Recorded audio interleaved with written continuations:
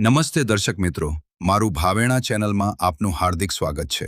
ભાવનગર જિલ્લા Bharat scout guide સંઘ દ્વારા સ્કાઉટ ગાઈડ અને રોવર રેન્જર વિદ્યાર્થીઓએ ચૂલા પર બનાવી અવનવી વાનગીઓ. 15 શાળાના 200થી વધુ scout guide, rover ranger, fire અને નોન ફાયર કુકિંગમાં જોડાયા. કાર્યક્રમની શરૂઆતમાં જિલ્લા મંત્રી અજયભાઈ ભટ્ટ દ્વારા ફાયર કુકિંગમાં રાખવાની સાવચેતી અંગે માર્ગદર્શન આપ્યું હતું. આ કાર્યક્રમમાં 75 બાળકોએ ફાયર કુકિંગમાં અને 125થી વધુ સ્કાઉટ ગાઈડ નોન ફાયર કુકિંગમાં જોડાયા હતા. અહેવાલ હર્ષભાઈ રાવલ, ભાવનગર.